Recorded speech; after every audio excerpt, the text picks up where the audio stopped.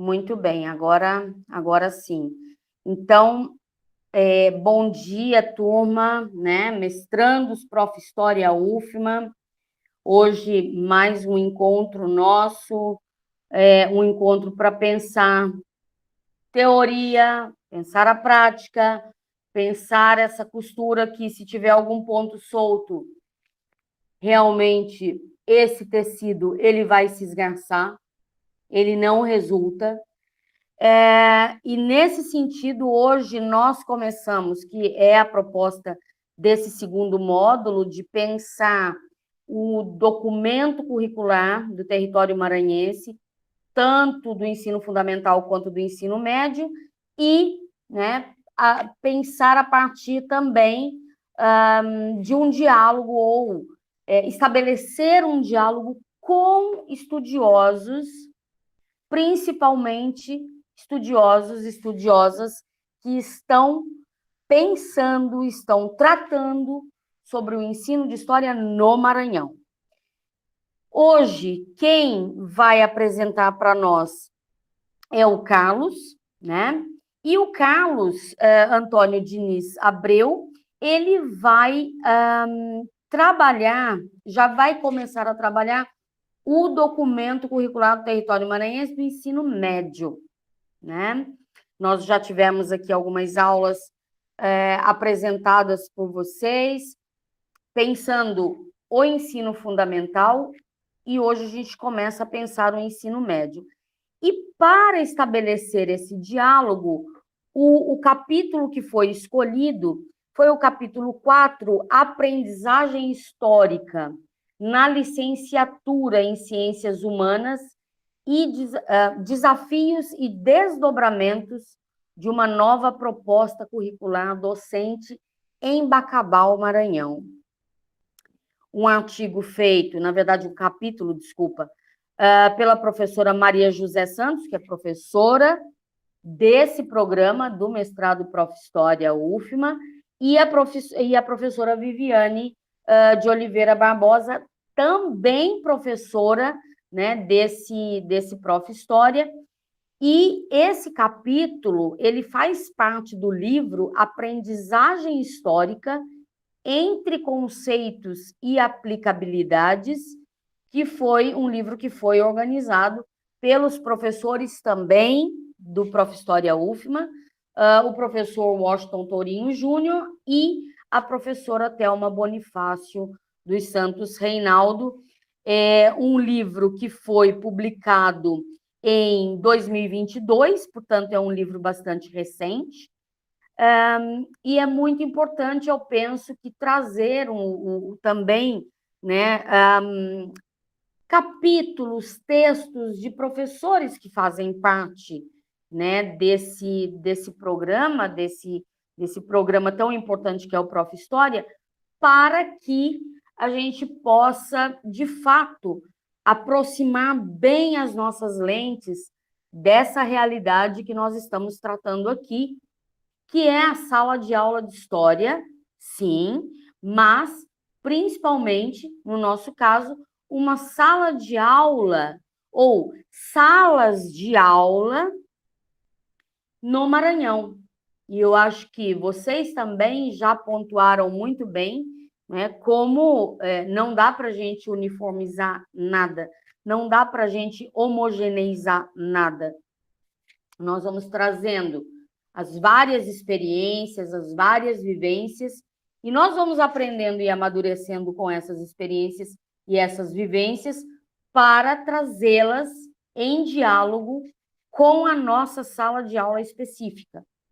A sala de aula que cada um de vocês aqui está e que tem as suas características, as suas demandas próprias, né? Como vocês também já muito bem e várias vezes já colocaram. Então, eu chamo o Carlos, né, para que assuma a sala. Carlos, então, não sei como você estruturou, e agora você vai nos apresentar, não é? Mas uma coisa é certa, o documento será pensado e conjugado com também esse capítulo das professoras, né? Carlos, então, a palavra é sua, querido. Bom dia a todos, a todas e a todos, né? E vamos aqui dar continuidade, né? No nossa disciplina. Então, vou apresentar primeiro um slide sobre o documento territorial do Maranhão do ensino médio. Após isso, a gente vai passar para o capítulo do livro, né? Das professoras do nosso Prof. História.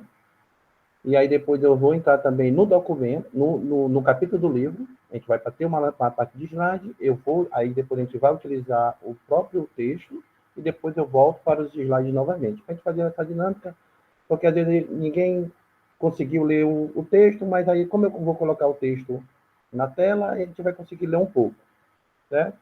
Então a gente vai fazer essa dinâmica aí para que vocês também tenham acesso ao texto, porque às vezes a pessoa não consegue, não tem tempo, tudo, beleza? Então, eu vou começar aqui a Perfeito, Carlos, apresentação perfeito.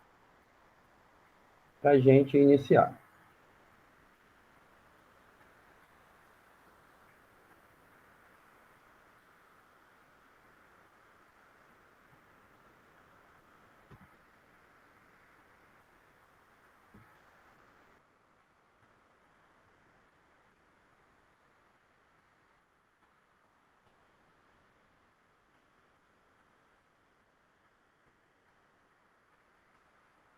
Então, vamos lá.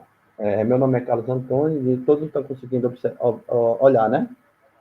A Sim, Carlos, apresentação. está Certo, ótimo. Te ouvindo e certo, vendo muito bem. tranquilo.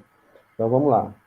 Então, a gente vai fazer aqui uma análise do documento curricular do território maranhense. E eu escolhi uma parte onde a gente vai falar da formação do professor, né? Então, vai ter tudo a ver com o nosso texto também, que a gente vai falar sobre a formação, né? Então, eu escolhi esse trecho do documento para a gente analisar ele. Então, o texto é Formação Docente para a Implementação do Novo Currículo, né? Esse novo currículo que o texto fala, ele está na Constituição Federal, em seu artigo 39, inciso 2, ele trata da formação e do aperfeiçoamento dos servidores públicos, né? Então, o que ele vai dizer? Que os estados, municípios, né, e o Distrito Federal e a União, eles precisam manter, né, escolas governamentais para que os professores continuem tendo aquela formação continuada. Então, precisa ter aquela chamada escola do governo, que a gente conhece, né, para que os professores se aperfeiçoem, treinem, né, para que, quando ele estiver em sala de aula, né, ele dê continuidade à sua formação, né? Não adianta só o professor ser formado na universidade, ir para a sala de aula, né, e não se aperfeiçoar, né? Porque todos nós somos conhecedores, e a nossa profissão requer um conhecimento prévio e contínuo a todo tempo, né? Até porque a educação vai se mudando, vai se moldando a todo tempo, né? A educação não é algo estático, né? Então, é algo totalmente dinâmico. Então, trata-se, portanto, de garantir a formação do servidor, considerando também o seu aperfeiçoamento, ou seja, concebendo que a formação aconteça ao longo da vida profissional, certo? Então, a BNCC, ela vai prever aprendizagens essenciais a serem ensinadas ao aluno, né? E essa implementação e essa formação docente nas escolas desse novo currículo está baseada na BNCC, né? Um documento que a gente tanto critica, né? Não só a gente, mas boa parte dos nossos colegas de profissões também, né? Fazem essa crítica. Então, no parágrafo 1º do artigo 61, do capítulo 6 da referida lei, né, propõe que o professor deva receber uma formação inicial, né, definida para o exercício da docência, que contemple o curso superior de licenciatura para atuação nas diversas disciplinas da educação básica em todos os níveis de escolaridade. E aqui eu já vou bater na tecla que vai ser uma das teclas que eu vou ser bem contundente, que é em relação ao nosso curso de licenciatura, né? E então eu vou falar da minha realidade, né, que foi na UFMA. Eu não posso falar da realidade da UEMA, né, e de outras instituições. Então eu posso falar da minha realidade porque foi a que eu convivi, né? E no meu período, né, de curso, poucas vezes a gente teve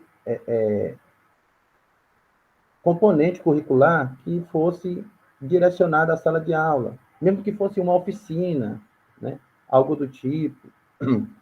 E eu tive a felicidade, né? E a oportunidade também, né? Não posso dizer que é a oportunidade, é a felicidade de participar do PIBID, né? Que é o Programa de Iniciação à Docência, né? Então, e isso fez uma diferença muito grande, né? Eu fui PIBIdiano voluntário, porque eu sabia da importância daquele programa para a minha formação, né? Se eu queria ser professor, então eu precisaria saber como é ser professor desde o início da minha graduação. Então, aquilo ali, para mim, abriu as portas e abriu a mente, né? E de saber mais ou menos como seria a realidade que eu poderia vir a viver quando eu tivesse formado, né? E, e, e aí, para atender esse contexto educacional vigente e as mudanças promovidas na Lei 13.415 de 2017, que é a lei que estabelece a questão da escola em tempo integral, a resolução CNSP número 1, de 27 de outubro de 2020, o que ela vai dizer? Ela vai dispor sobre as diretrizes curriculares nacionais para a formação continuada de professores da educação básica e vai instituir também a Base Nacional Comum para a formação continuada de professores da educação básica, a BNC, Formação Continuada. Né? A gente já teve uma discussão aqui, né, quando era a professora Thelma, da BNC Formação, né? Que ela define o que está definido de competências na BNC Formação é o mesmo que está definido da BNCC. É uma cópia, né? Eu até mostrei aqui para você no dia da apresentação. É uma mera cópia, né, do que está definido por competência da BNCC, vai para a BNC Formação. E da mesma forma, vai para a BNC Formação Continuada.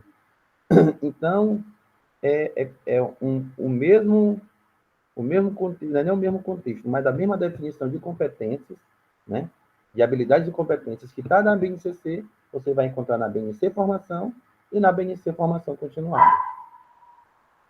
Então, o parágrafo 8 do artigo 62 da LDB estabelece que os currículos dos cursos destinados à formação de docentes para a educação básica terão por referência a BNCC, né?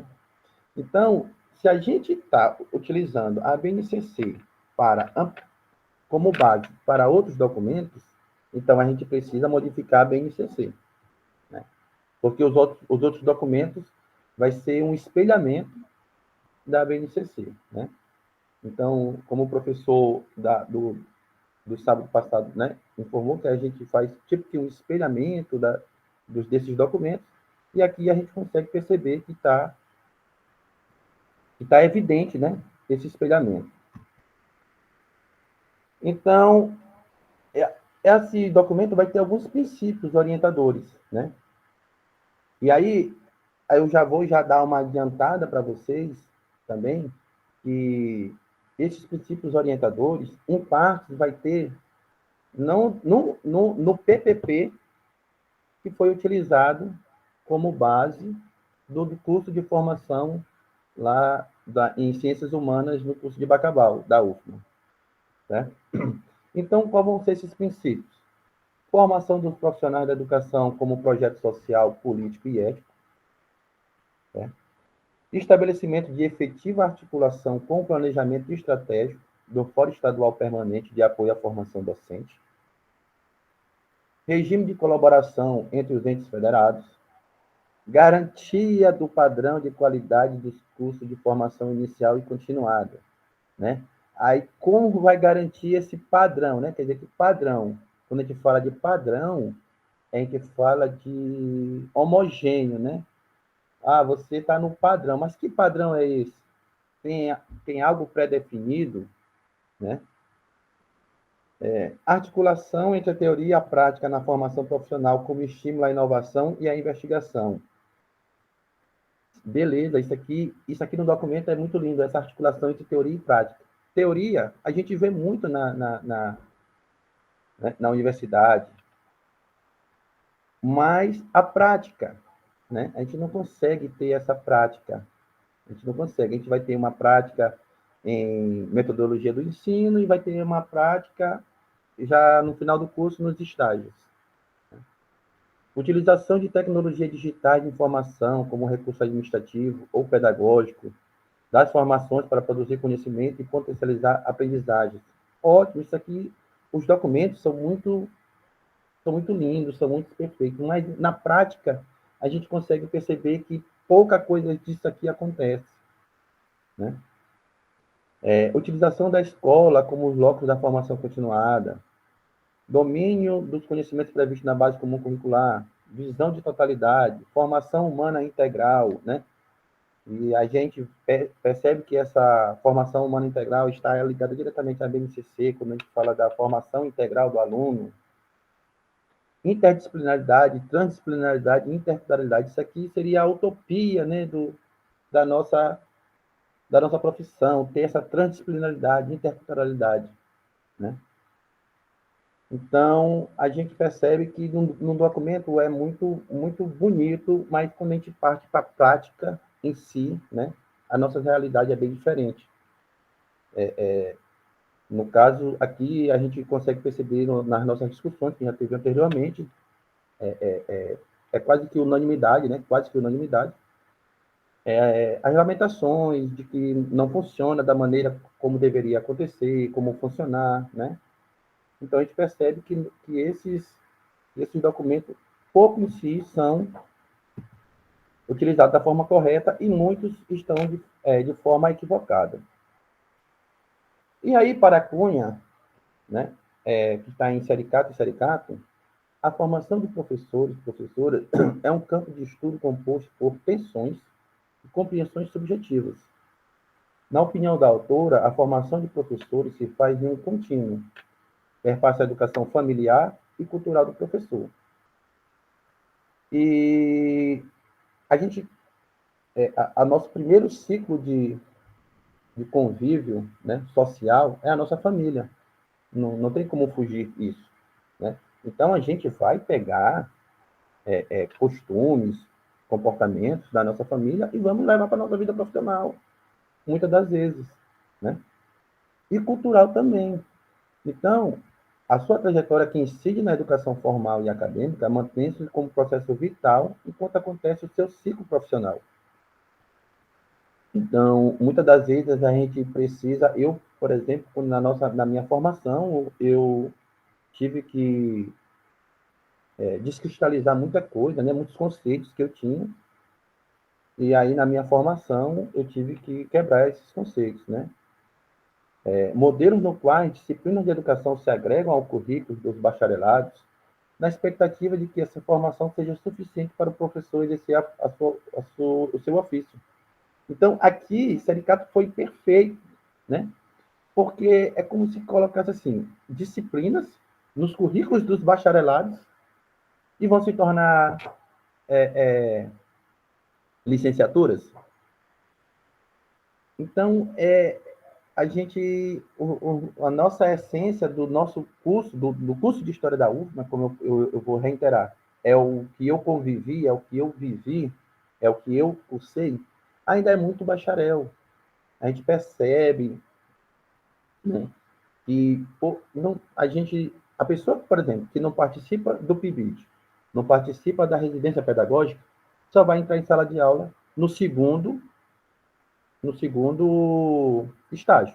Ele vai ter estágio 1, que é em sala de aula, que é na própria instituição, na UFMA, aí estágio 2, que é o ensino fundamental, e o estágio 3, que vai ser o ensino médio.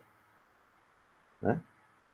E aí, como é que o aluno vai se deparar já no final do curso com a realidade que ele provavelmente vai viver, né? E outra, o estágio não é a realidade, não é aquela realidade que a gente vai, como a gente vive hoje em dia como professor. É porque você vai um dia, depois vai outro, né?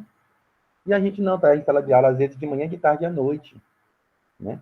Convivendo com com vários sujeitos, né? Com várias pessoas, com culturas diferentes, realidades sociais diferentes, né? Necessidades diferentes, né? E aí, quando ele tem esse primeiro impacto, muitos desistem, né, da profissão. E diz, professor não é para mim, ser professor não é o que eu queria, né? Poxa, quer dizer que você vai ter esse choque, esse impacto no final do curso? Então, não cabe, né? Então, essa é a crítica que eu vou fazer bastante. Então, essas diretrizes curriculares nacionais para a formação continuada de professores da educação básica propõem políticas para a formação ao longo da vida. E ele vai descrever alguns artigos, né? E aqui eu coloquei 3, né? Ele vai dizer que as políticas para a formação ao longo da vida em serviço, implementada pelas escolas, redes escolares ou sistemas de ensino, por si ou em parceria com outras instituições, devem ser desenvolvidas em alinhamento com as reais necessidades dos contextos e ambientes de atuação dos professores. É como, assim, a professora terminou de dizer, poxa, quantas escolas não tem ao redor da UFMA, ao redor da UEMA, e que a gente não vai lá nem para visitar. Gente, vamos fazer uma visita só para vocês observarem como ser um dia em sala de aula do professor, do aluno. Não tem isso. Não existe isso. A formação continuada em serviço deve ser estruturada mediante ações diversificadas, destinadas ao desenvolvimento de aprendizagens significativas ao longo da vida profissional e contextualizada com as práticas docentes efetivamente desenvolvidas. Muitas das vezes, essa formação continuada vai pelo professor mesmo, né? O professor se engaja também, né? Nessa questão, por exemplo, eu vou falar da minha realidade novamente, município, né? No município que eu trabalho, não tem formação continuada, não é oferecida, né? Não sei da realidade do Estado e da União, mas no município que eu trabalho, não é oferecido, né? Então, se eu quero ter uma formação continuada, tem que ser por minha própria decisão, né? Pelo minha própria proatividade, né? Eu indo buscar essa formação continuada, não que está sendo oferecido para mim, né? Então, a formação continuada deve oferecer aos docentes a oportunidade de aprender, junto com seus colegas de trabalho, com suporte de um formador experiente, né? Mentoria ou tutoria, compartilhando as aprendizagens já desenvolvidas, atendendo ao disposto do parágrafo único do artigo 61 da LDB, né? E aí a gente vai falar da importância dos saberes docentes para o desenvolvimento da BNCC, né? Esse termo BNCC já está assim, meio que mexendo comigo psicologicamente. Os saberes pedagógicos e suas práticas são relevantes, e por meio de pesquisa, da busca de novos métodos e técnicas, é possível obter uma didática transformadora e não só teórica, pois exige um documento crítico. Novos métodos, né, novas técnicas, vou puxar a sardinha para a professora, porque é uma pessoa que eu admiro muito, né, a professora Marise, e eu sempre disse isso para ela, e nunca escondi de ninguém que admiro muito o trabalho dela, sempre que ela faz qualquer coisa, eu estou lá e vou em busca. E a gente teve um novo método em metodologia da história, quando a gente fez a metodologia da história, foi que cada aluno ia dar uma aula e que os outros alunos iriam se comportar de acordo com a idade que ele tinha escolhido a série. Por exemplo, se ele escolheu o primeiro ano do ensino médio, a gente ia tentar, de alguma maneira, se comportar como os alunos do primeiro ano do ensino médio, né, da primeira série do ensino médio. Eu escolhi oitavo ano do ensino fundamental.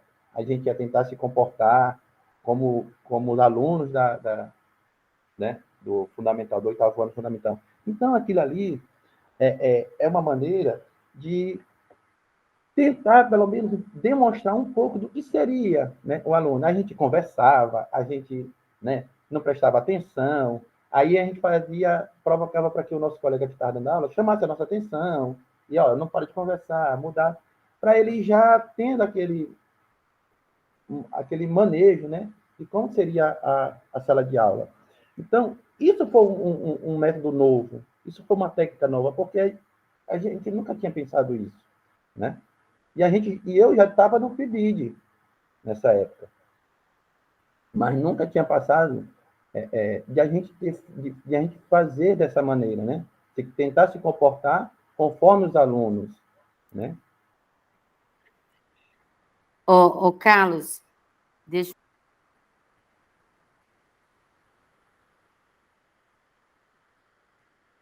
É o áudio, professor, está desligado. Sem som, professor.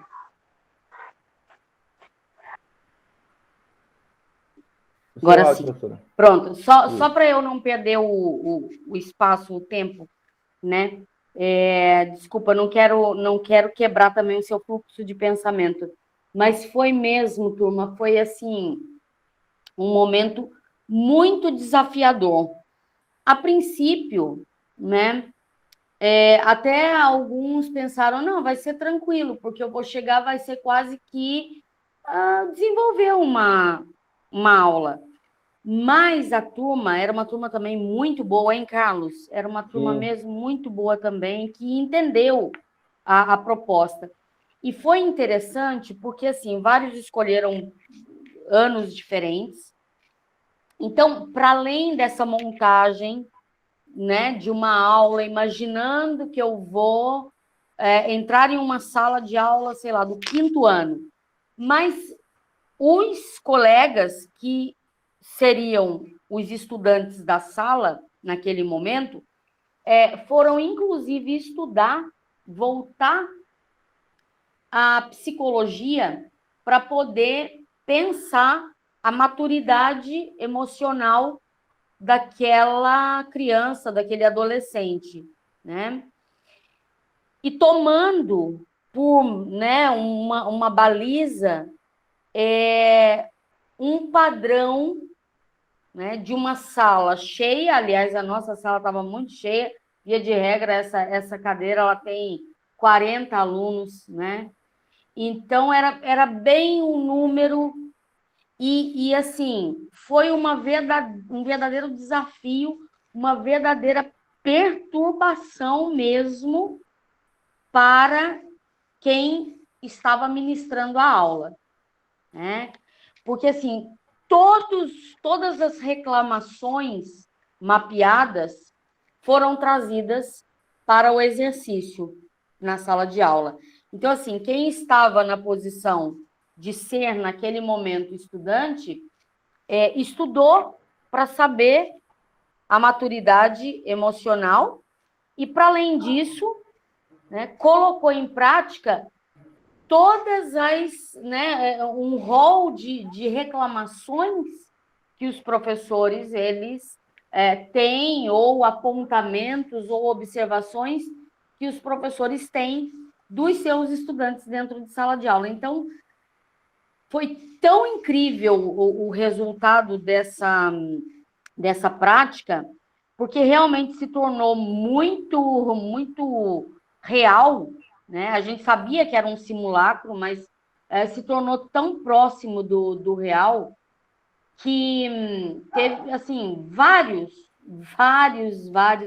estudantes, vários graduandos e graduandas choraram quando acabou a aula.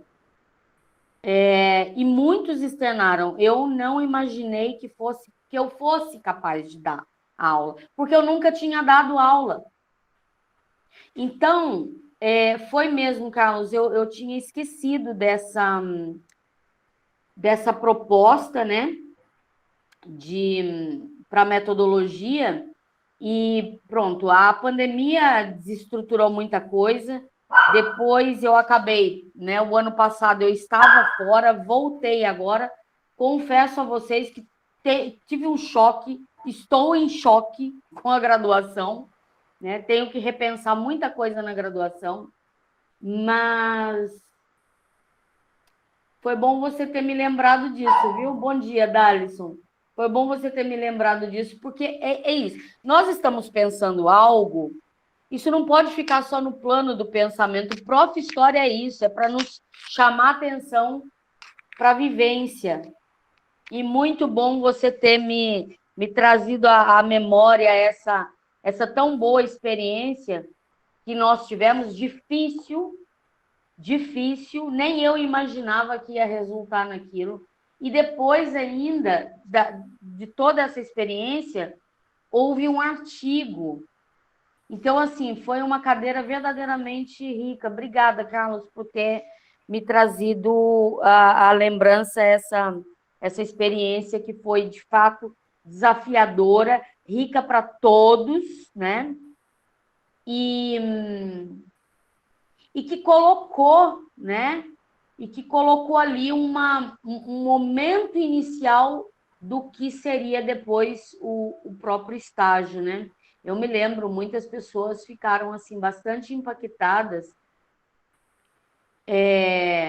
porque a sala, como houve o entendimento da proposta, né? Mas muito mais do que até eu, né? Talvez não tivesse a dimensão daquilo que eu própria tinha proposto,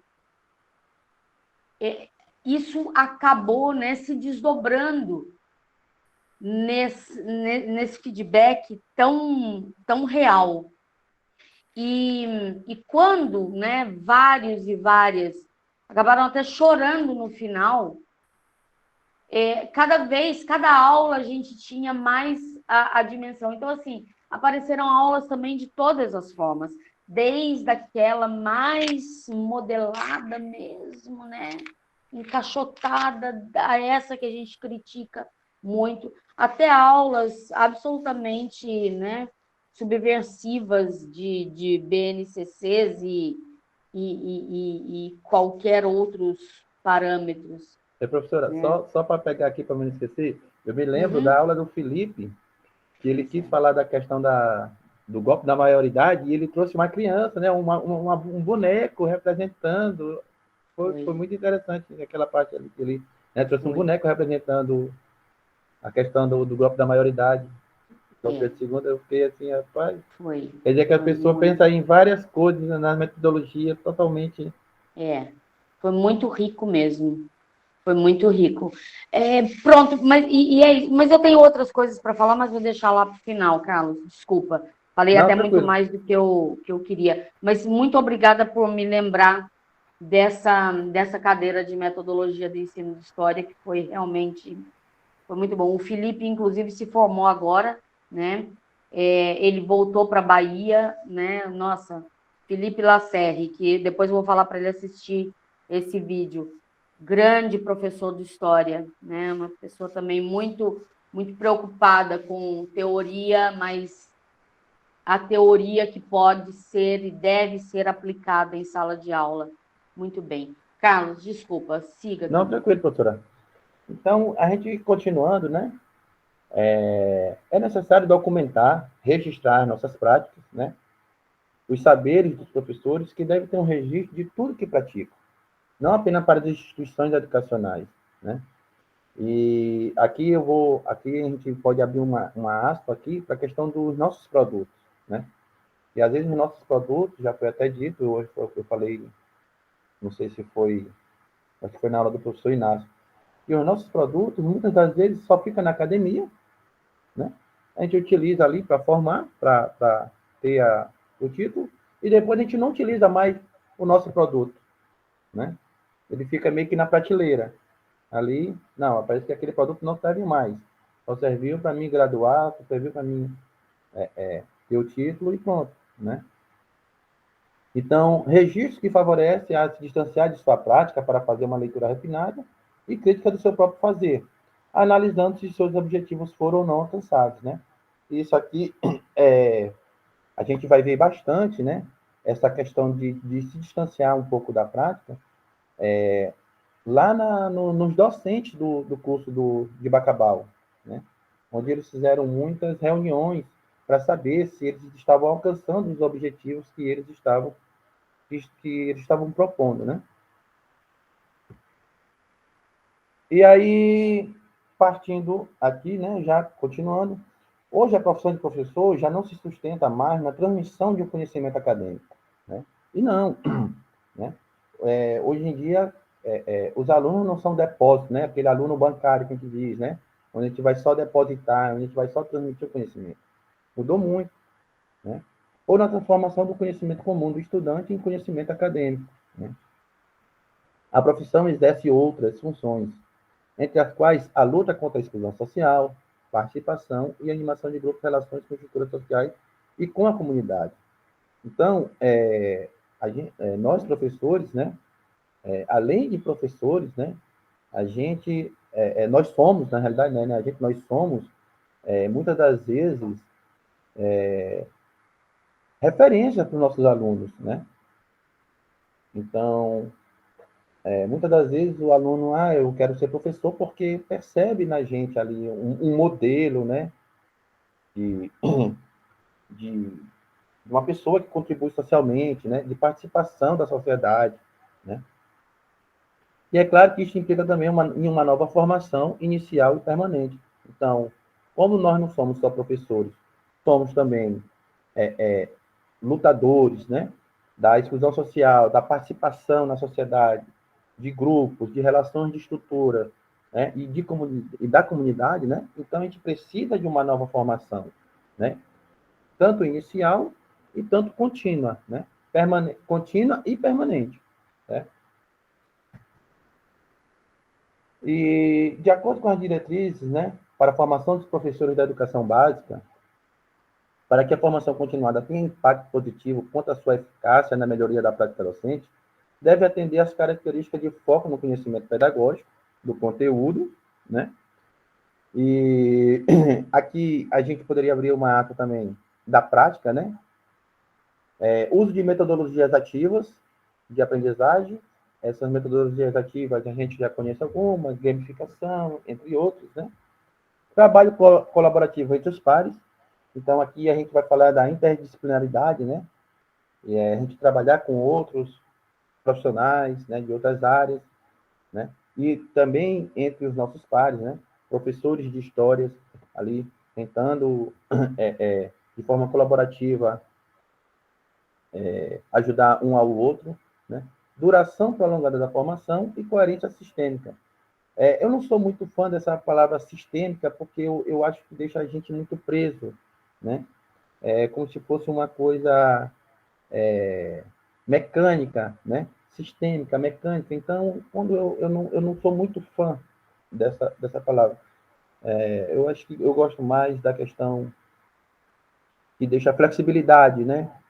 Então, em evidência, as definições sobre as categorias postas nas diretrizes. Quais são essas diretrizes?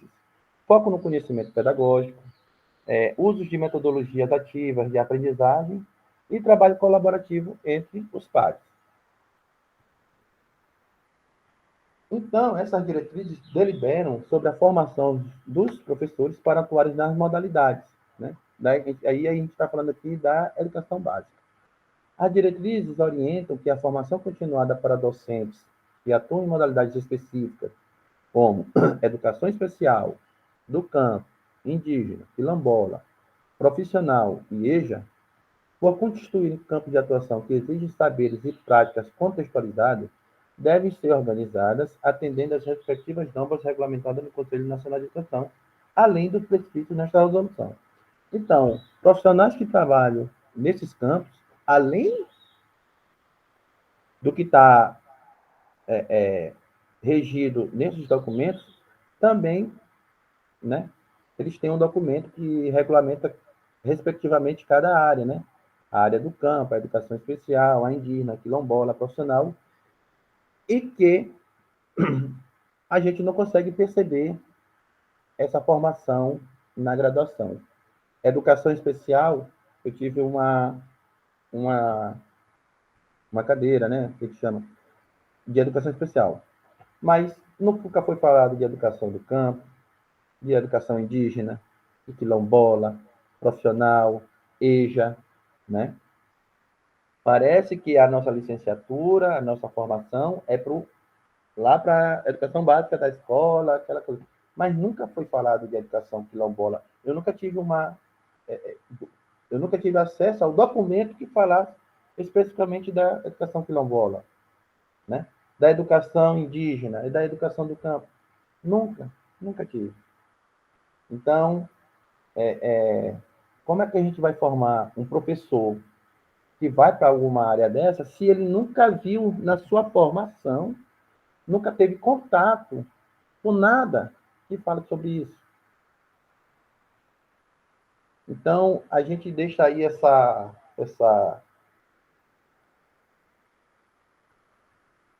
hipótese, né, essa proposta aí, para a gente poder discutir um pouco sobre isso, né? Então, professora, aqui nessa parte aqui, eu vou finalizando a parte da BNCC. Tá? Da BNCC não, do documento curricular do território maranhense. Do documento. Você tem o documento aberto aí, Carlos? Eu posso abrir ele aqui agora. Porque eu acho que seria importante você mostrar para a turma em que parte do documento, né, está Vou mostrar agora aqui. essas passagens que você ressaltou, né, que você buscou aqui para poder traçar esse primeiro desenho, vamos dizer assim, Sim. para a reflexão, né? Sim. Porque aí já estamos falando do ensino Tá bem médio. aqui. Tem algumas coisas aqui, eu estou anotando muita coisa, mas vamos Isso. falar depois, né, que é o momento. Tá. Tá bem aqui, ele Isso é que é começa. importante. Uhum. Ele começa aqui na página. Só um segundinho. Deixa eu subir aqui um pouco. Certo.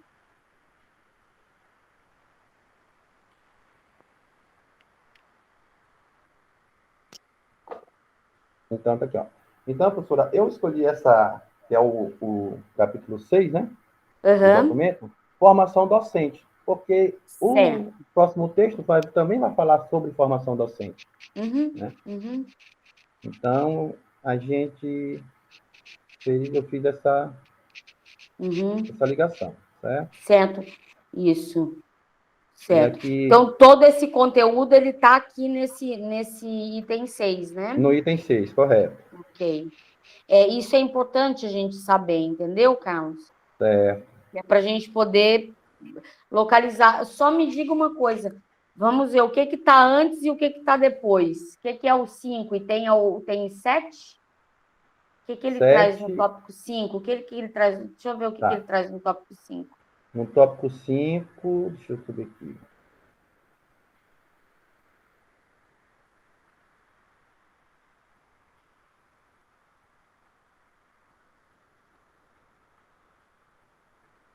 Aqui ele já vai falar sobre os itinerários formativos, Ah, professor, no tá. capítulo 5. Uhum. Ele vai falar dos itinerários. Olha só, é tão incrível que a própria BNCC, que é um documento que precisa ser conhecido. Você está falando de um curso de formação de professores na graduação, mas você vem conhecer a BNCC, né? No mestrado. A graduação ela não está criticando, não está pensando, não está refletindo sobre o documento. Isso aí eu faço a meia-culpa também, é óbvio. Aí a gente vem no momento do mestrado que você faz isso. E Ou, professora, assim, obviamente, se vocês estão na escola, aí sim, né? Mas uma pessoa que não está na escola, não está no chão da escola, não está, né, na ativa, então é isso, que professor. né, a gente começou a falar de BNCC na academia em 2018, né? Sim, claro, quando foi aprovado, Foi, 2018. Pronto, mas veja, aí, ela já estava em construção. Isso, aí é para a gente ver a realidade. A BNCC, nas escolas, por exemplo, lá do interior que eu trabalho, foi só o ano passado que eles tiveram contato, assim, Sim. aquele contato quando é aquela formação inicial, antes das aulas iniciarem. Exato. Nada além daquilo. Exatamente. Claro, Marcelo, pode falar, querido. Ui. Professor, eu fico pensando no contexto histórico, no qual a gente estava inserido, né? Porque eu fiz minha graduação ali em 2015, né? Comecei em 2015, que foi no momento dessa mudança do PPP, né? Isso. E aí a gente começou a estudar a questão afro-indígena, né, dos povos originários. E assim, foi muito bom, mas assim ainda ficou essa lacuna, né, do ensino e essa interlocução entre a academia e o ensino básico, né? E assim, fazendo até as leituras que eu estou fazendo aqui no mestrado, percebe-se que esse processo do ensino de história, né? E essa interlocução vai começar ali em 2007, né? O pessoal mais ali no sul, Paraná e tal. E aí vai se desencadeando, vai crescendo, né? A partir dessa, assim, na questão teórica, né? Já entra aí o George Husen para fazer esse diálogo. E na UFMA, eu percebi realmente que essa lacuna, ela de uma certa forma, ela foi preenchida muito mais pelas questões das vivências dos professores. Eu digo a senhora também, né? Eu vi a senhora como uma professora engajada, né? Pensando também nessa questão do ensino, né? Embora ali a sua disciplina, né? Ela não era tão voltada para a do ensino, mas eu diria que transversalmente eu só trabalhava algumas, diria, competências com a gente, habilidades, que ia nos ajudar a pensar a sala de aula, né, no nosso trabalho. Não só a senhora, mas a professora Glorinha, né? Mas mesmo assim, sabe, Marcelo, o Prof. História me ajudou a ver muita coisa. E veja, a própria chamada de atenção do Carlos, com essa experiência que nós tivemos, isso foi em 2018, né? Pronto, são coisas que eu quero falar mais lá no final, mas só para colocar aqui um pouquinho para você, não é o bastante, entende, Marcelo? Não é o bastante. A licenciatura de História, ela tem que mudar o padrão, porque a licenciatura de História ainda não entendeu, a meu ver, e eu me coloco nisso, não entendeu o que é formar um professor de História. Porque quando se fala, né, em formação de professores, né, que Carlos também, né, está aqui, é o que está sendo discutido a partir do que a BNCC está pensando de formação docente. Mas, quando eu olho, por exemplo, para o departamento de História, qual é a discussão que nós, enquanto corpo docente, temos para pensar a formação de professores? Como a gente pensa a nossa sala de aula? Não, a gente não pensa. Entende a gravidade disso? É cada um fazendo ali do seu jeito. E, sim, é um traço muito do bacharelado. E aí é aquela grande crítica que o Jörn Hilsen faz, que é o quê? Você é, na verdade, conteudista. Você está preocupado com o conteúdo, só que você se esquece que história demanda uma didática própria. E, portanto, esse professor, essa professora de história, tem, obviamente, que a premissa é você saber o conteúdo, claro, Mas não é só saber o conteúdo, é saber como é que esse conteúdo ele vai ser transmutado para aquela sala de aula com todas as suas características e peculiaridades de tudo, né? De lugares, de cenários, de sujeitos históricos que estão ali dentro. Então, o Prof. História ele é incrível, né? Ele é incrível. Mas eu penso que é preciso um urgente exercício de reflexão para quem está nesse lado da fronteira, assim como vocês estão formando aqui na escola básica, né? Mas vocês vêm de uma universidade que quem são esses professores? Eles estão compromissados com o quê? Porque é o que está sendo pensado aqui, né? Que docente está sendo formado? Para atender quem? Para atender o quê? Então, quando eu pego, por exemplo, e aí, claro, vou falar também da UFMA. Quando eu pego o Departamento de História da UFMA, o que é o Departamento de História do ponto de vista do seu conjunto? Será que esse conjunto ele tem a clareza, ele tem a dimensão do que é formar professores? Ou essa responsabilidade ela está entregue à didática, à metodologia de história e aos estágios? E o que está para cá é conteúdo. Então é isso? Porque é esse o desenho que eu vejo. E aí eu me coloco nisso também. Quando eu vou dar aula de América Portuguesa, não está bem no meu programa. Entende? E cada vez mais eu vejo isso. Depois que eu ingressei no Prof. História, não está bem.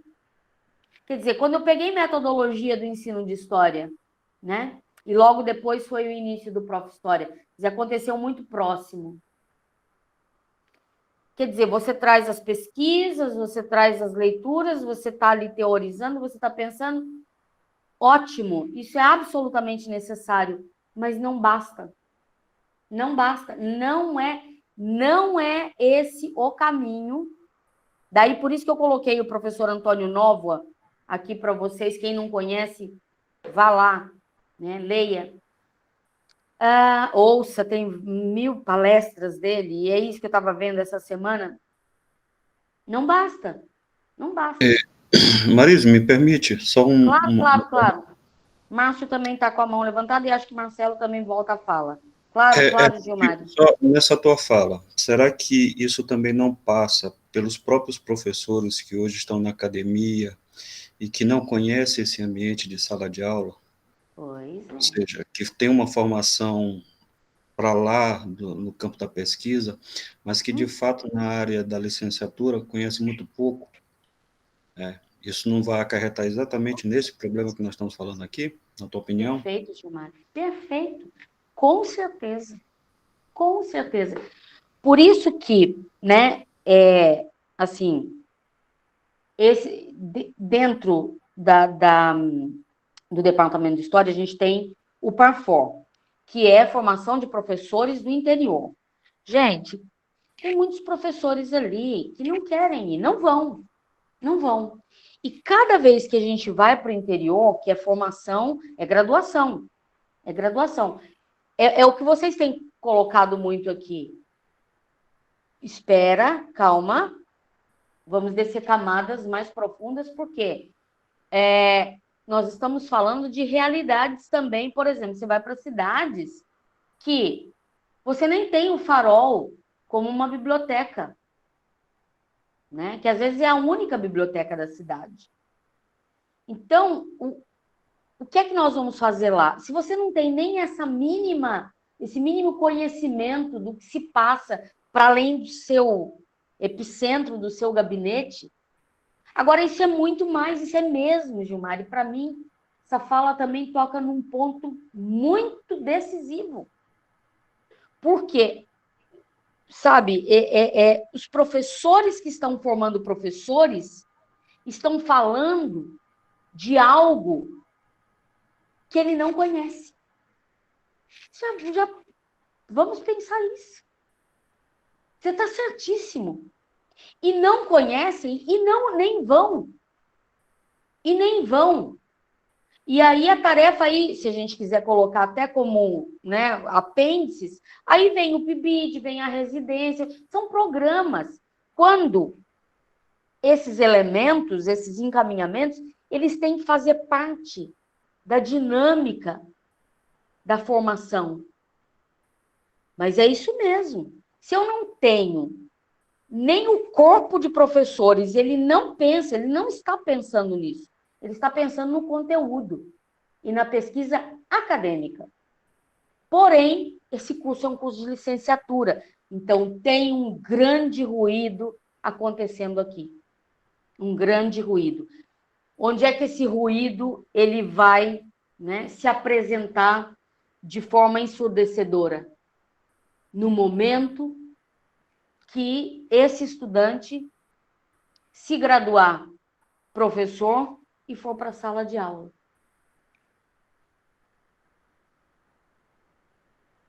Complicado isso aí, hein? Muito sério. Estamos tocando o dedo mesmo em feridas.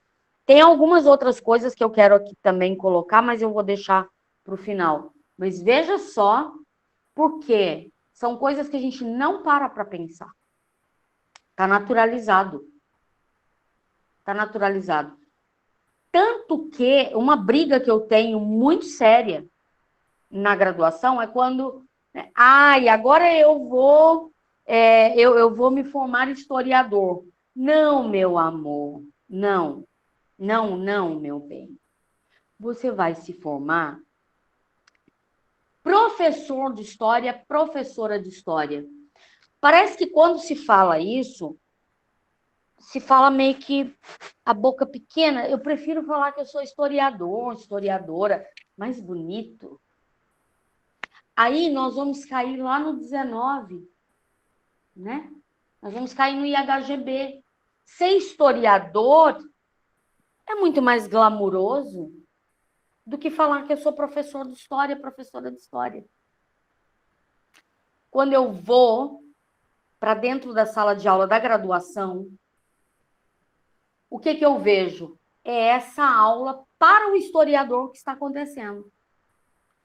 E não para o professor de história. Agora, o que se esquece, e é o que a AMPU tem nos chamado a atenção há muitos anos, é que o professor de história, ele é o historiador. O professor de história, ele traz a pesquisa aqui para dentro. É isso que nós estamos fazendo no Prof. História. E é isso que depois vai se derramar, né, com o produto, com o cotidiano, o dia a dia de vocês na sala de aula, que vocês sabem muito bem. Então, tem alguma coisa aí que não está batendo certo. Nós estamos falando de uma licenciatura de História, que é para formar professores, mas ela está formando bacharéis. Não está formando professores. Por quê? Porque ela está separada, completamente separada, desse diálogo direto e concreto com a sala de aula. Então, quem está dizendo que está nessa ponta, formando professores, será que está formando professores? É o que você acabou de falar. Né? Só coadunando é dizer que se não está formando professores e está formando bacharéis que inevitavelmente vão parar como professor, então não está formando nada. Exatamente. Checkmate. Checkmate, e aí nós vamos continuar o quê? Essa roda que continua a perpetuar uma sala de aula que não tem sentido nenhum. Onde aquela criança, aquele adolescente vai continuar não vendo sentido nenhum, porque nem o professor que ela tem não entende o que ele está fazendo ali. Ele não sabe o que ele está fazendo ali. Ele não sabe para que dar aula de história, por que dar aula de história. E aí, essa criança e esse adolescente vão abrir a boca de sono, vão conversar qualquer outra coisa, vão perguntar 1000 vezes o que eu estou fazendo aqui, para que essa besteira. E a roda continua girando nesse sentido. Tem muitos pontos aí. Pensar o Prof. História, olha, eu agora me deu um start aqui de escrever um artigo sobre isso, sabe? Porque é preciso um chacoalho nos professores de graduação. Vocês estão formando, nós estamos formando. Quem? Né? Excelente, Gilmar. Olha, nem era para a gente abrir ainda, mas pronto, a dinâmica virou. Professora. Bora lá, Márcio. Obrigada, rapidinho. Gilmar. Excelente. São duas perguntas em uma, vamos dizer assim, se é possível. Para que essa virada, vamos dizer assim, de chave ocorra nessa questão que se fale a mesma língua na graduação, casando com a educação básica, essa virada acontecer. Vamos fazer assim, analisando de cima para baixo. Ela depende de uma estrutura que está mais acima de vocês, professores, ou depende do colegiado, do grupo de professores? E uma outra questão, a partir dos seus contatos com os outros professores pelo Brasil, essa estrutura nas outras universidades é a mesma daqui da UFMA? São duas perguntas para você. Certo. Carlos, eu já volto a aula para você. Não, aliás, pode ficar a tranquila. aula é sua, eu estou aqui me intrometendo. Márcio, a primeira coisa é do nosso colegiado. Então, assim, é uma autoconsciência de que esse curso é um curso de licenciatura. Não depende de...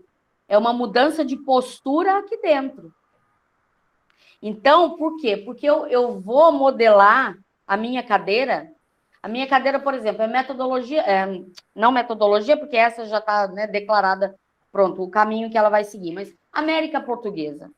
América Portuguesa, eu vou seguir só o sentido conteudista? Ou eu vou trazer, por exemplo, exercícios de planos de aula, refletindo sobre planos de aula, refletindo sobre o que a própria BNCC propõe em termos de América Portuguesa, dialogar com livros didáticos, tudo no sentido reflexivo, crítico, claro. Me interessa o conteúdo ou me interessa mais do que o conteúdo? O conteúdo, claro, ele tem que estar ali. Isso é premissa. Só que as aulas, elas têm ficado nisso. Porém, muito o que o Gilmar falou. O problema é que a cabeça dos professores não entendeu que o curso é de licenciatura. Não é. Quer fazer um teste? Pega as ementas. As ementas não, os programas de disciplina. Pega os programas de disciplina. Você vai ver o que tem ali de diálogo com formação de professor. Eu rasgo meu diploma. Rasgo. A maioria, não vou dizer todos, porque pode ser que algum esteja já trilhando nessa perspectiva, mas a maioria, inclusive eu, ensaiei alguma coisa aqui e ali, mas não passou de ensaio. Assumir essa postura em sala de aula? Não. Problema sério e grave. Mas isso é para cá, isso é o colegiado.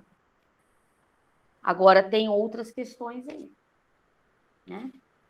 Tem outras questões aí. Que até um dia a gente pode conversar sobre. Mas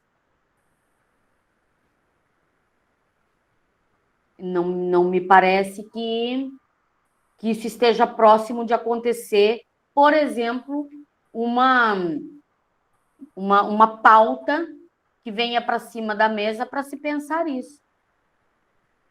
Entende? Porque é como o Gilmar falou, a formação é bacharelesca. Ele é um bacharel formando professores. Eu digo bacharel aqui, né? Formando professores. Isso vai resultar em quem? Em quem? Em qual professor? Percebe? Agora, isso é algo que a gente vê em outras universidades? É a via de regra. Mas já tem muitas que estão quebrando esse encaminhamento. Por exemplo, é o que eu vou depois mostrar para vocês, que eu fiquei fascinada, que é esse núcleo de formação de professores dentro da graduação de História da UFRJ. É dentro da graduação. O que é isso? Esse núcleo de formação de professores? É exatamente o encaminhamento da vivência escolar dentro das cadeiras, desde o primeiro período. Então, não é um projeto, percebe? Ele é um núcleo, até pode se pensar em forma de um projeto, mas é um projeto que está entranhado em cada uma das disciplinas. Acontece, a formação está acontecendo em cada aula. É isso que muda tudo. Então, percebe? A UFRJ, ela já está, ó. Não sei a UERJ, mas eu acredito que a UERJ também deva estar nesse encaminhamento. Por quê? Foram professores da UERJ que pensaram o Prof. História. O Prof. História nasce na UERJ. Quando o Prof. História nasce por quê? Porque percebe-se que há esse ruído. Há esse ruído. O mestrado acadêmico, com todo respeito ao mestrado acadêmico, todo respeito, eu fiz mestrado acadêmico, não tinha Prof. História, mas fiz mestrado acadêmico. O que o mestrado acadêmico me proporcionou para a sala de aula? Quer saber? Muito pouco. Muito pouco. É uma pesquisa importante do ponto de vista do conhecimento histórico. Mas onde esse conhecimento histórico ele reverbera na sala de aula para a formação de professores? Não. Isso foi acontecendo meio aqui e ali. Entende? Eu acho que a gente tem um grande caminho ainda a percorrer. E não é porque nós estamos aqui no Prof. História. Mas o Prof. História, veja só, onde é que nós vamos chegar? O Prof. História, como ele é essa girada de chave, né? Eu acho que passa muito pelo Prof. História. Veja, vocês estão fazendo um mestrado, daqui a pouco estarão fazendo um doutorado. Vocês são professores da rede, né? Mas, com o doutorado, vocês vão fazer concursos, se quiserem, para a universidade. Para formar professores. Então, daqui a pouco, quem vai começar a entrar na universidade, a assumir, né, o meu lugar, da professora Thelma, né? Infelizmente, a professora Maria da Glória se aposentou, né, prematuramente. Infelizmente, foi uma grande perda para nós. Mas são vocês que vão começar a ocupar essas cadeiras. E são vocês que eu acho que vão mudar, né, esse quadro de formação de professores, de como nós temos para o que, de fato, deve ser. Eu não acredito, por exemplo, no Departamento de História,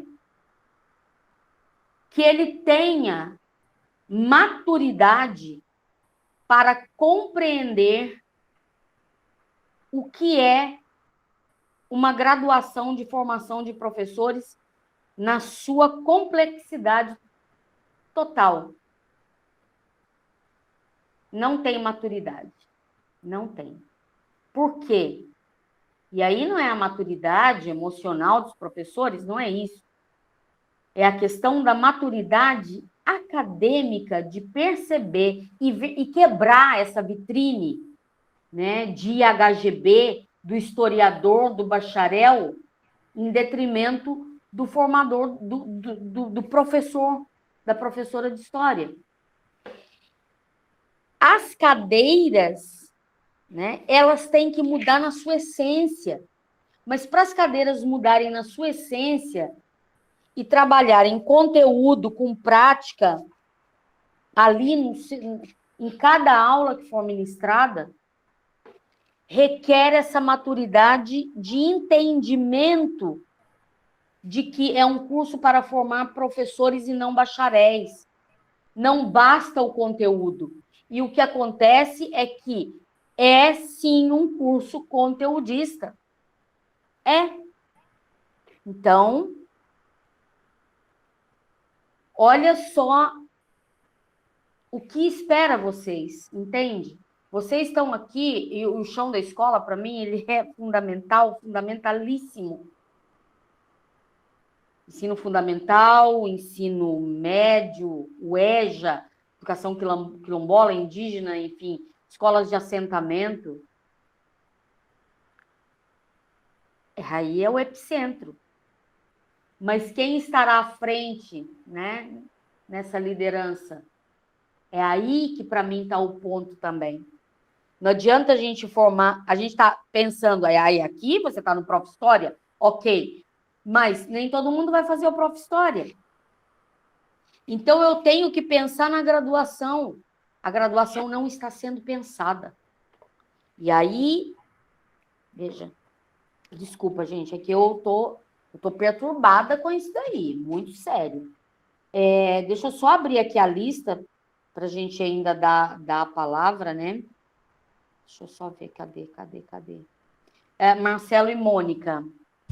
Professora, o meu é bem rápido, bem rápido. Não, tranquilo. Essa reflexão que ela fez, assim, acho que tem muito a ver também com a nossa responsabilidade também, não só na sala de aula, mas em qualquer oportunidade, né, de expor esses debates que a gente está tendo aqui, seja através de artigos, seja através de seminários, rodas de conversa.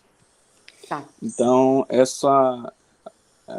como a Mônica falou uma vez, né, que a gente, de certa forma, é privilegiado, né, de estar no Prof. História, né?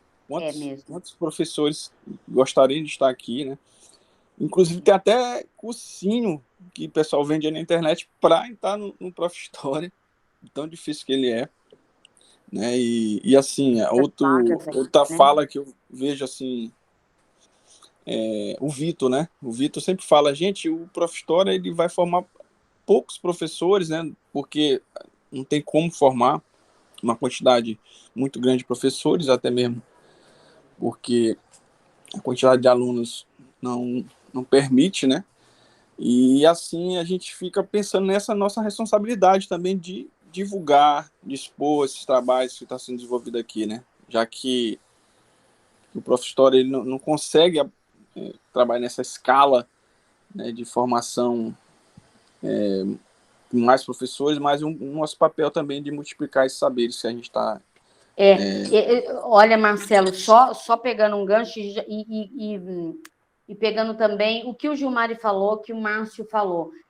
Gente, é isso mesmo. Acho que o Marcelo traz aqui um ponto que... Como é que nós vamos tocar aqui nessa ponta do iceberg, né? Que é a formação da graduação, né? Que é a formação da graduação. Quanto mais artigos, quanto mais eventos, quanto mais rodas de conversa, vocês trouxerem também essa crítica, porque é aquilo que o professor Erinaldo Cavalcante ele fala, tá encastelado, né? Tá encastelado.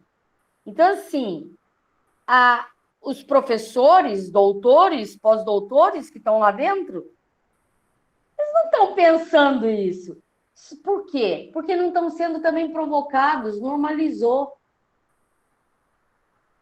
Aqui eu penso que, e vou dizer, é vocês, mas também quem já percebeu o ruído, é a gente provocar. Vem cá, vocês estão formando quem? Quem é que vocês estão formando? Departamento de História da UFMA, licenciatura, vocês estão formando quem? Qual é o programa de disciplina de vocês compromissado com a licenciatura? Algum dia algum estudante pegou a ementa do PPP para ver se está alinhado o programa com a ementa? Mas tem que botar a boca no mundo. Por onde? Por artigos, por eventos, por onde vocês puderem. É questionar também. É questionar quem é que vocês estão formando. Vocês me formaram e hoje eu vejo quantas lacunas eu tenho. Essas lacunas estão onde? Elas vêm de onde? Elas vêm da sala da graduação. Eu fui formado, que professor de história? Que professora de história? Para a sala de aula ou para o gabinete? Você me formou para ir para o IHGB? Ou para dar aula? Chão de escola, roots? É por isso que eu digo, eu estou muito incomodada até comigo mesma. Eu garanto para vocês, mas eu garanto para vocês que o meu programa de disciplina no próximo período, ele vai ser subversivo. Vai. Porque foi colocado um espelho na minha frente. Eu ensaiei ali em 2018, Carlos me lembrou. E agora? Que cadeira que eu dei agora nesse período? Conteudista. Naturalizou, normalizou. Entende? Agora, quem está preparado para isso? Meu amor, você vai botar a navalha na tua carne.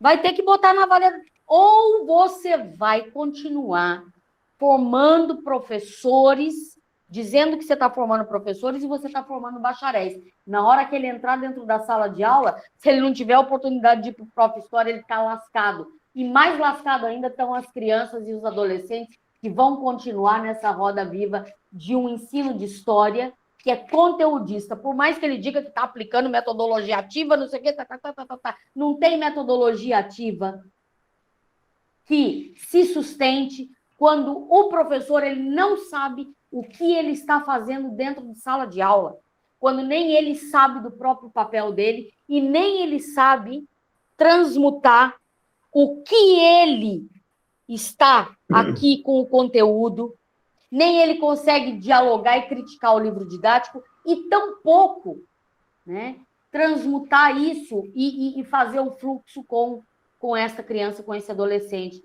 Ele está só reproduzindo, fingindo que está criticando alguma coisa.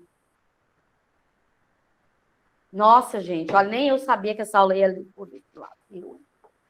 Nossa Senhora. Mônica, por favor. Eu preciso parar, porque senão eu vou começar a falar coisa aqui. Bom dia a todos, todas e todos. Professora, como o Marcelo pontuou, é bem rápido. Eu acho que as suas provocações... Não precisam ser rápidas, não, gente. Olha, não falem mais isso. Só para não atrapalhar o Carlos também, né? Não tem nada de atrapalhar. Vocês estão me ajudando demais. Essas discussões são, graças a Deus, mais conhecimento. Mas é isso, é jogar a bola e a gente faz o jogo mesmo.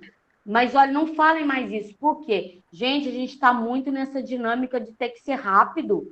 É verdade. Não precisa ser rápido, não. Não precisa, não. Aqui é espaço da gente poder refletir. Não precisa... não, vou falar bem rápido. Não, não falem mais isso. Vocês vão falar o tempo que vocês precisam falar.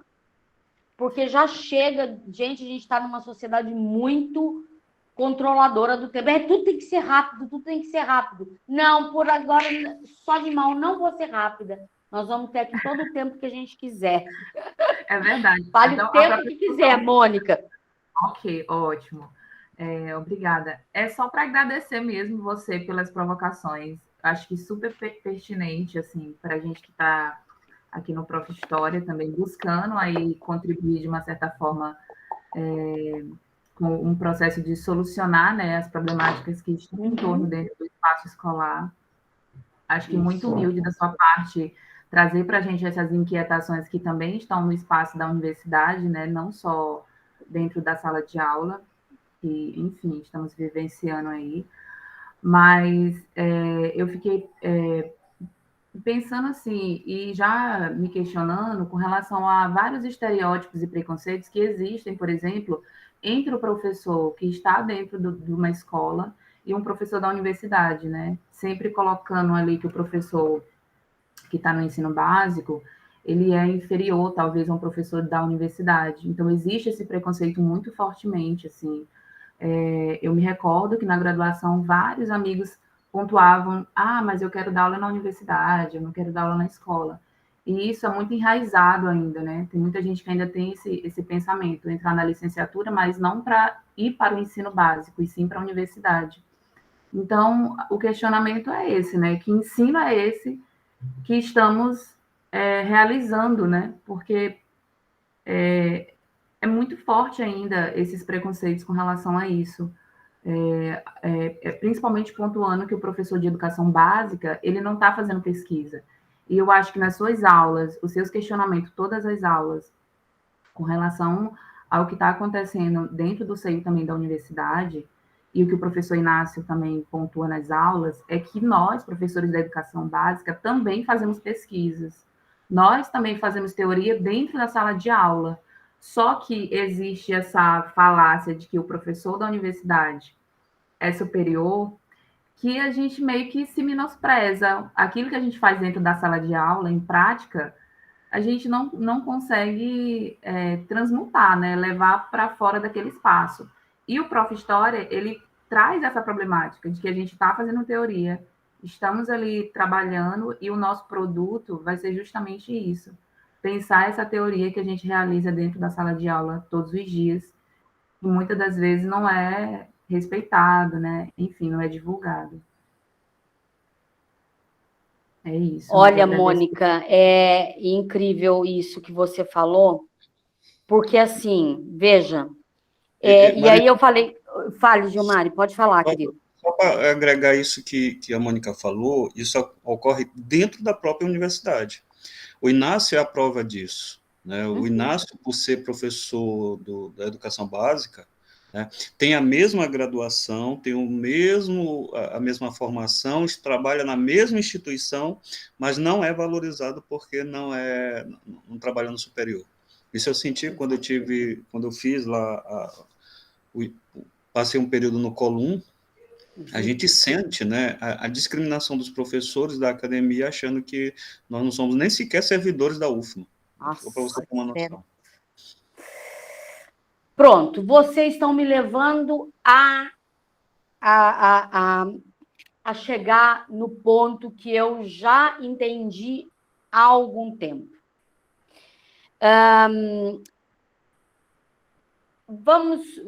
Vamos falar assim.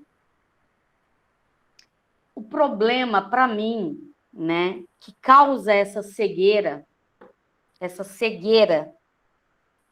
é a fogueira das vaidades. É a fogueira das vaidades. Essa fogueira das vaidades, ela vai repercutir aí, sim. Essa fogueira das vaidades faz com que aqui dentro, por exemplo, do Departamento de História, você tenha, inclusive, né, essa distinção, durante muito tempo, entre professores que davam aula na pós-graduação e os que não. Isso é a mesma coisa que acontece, Gilmari e Mônica, que pontuaram, né, nessa perspectiva, Quando você olha e fala, ah, não, ele é professor da universidade, é professor da escola básica. Ele é professor, ela é professora. É professor, ela é professora. Agora, a cegueira, volta, a cegueira do IHGB, o historiador do gabinete, o detentor do conhecimento laureado.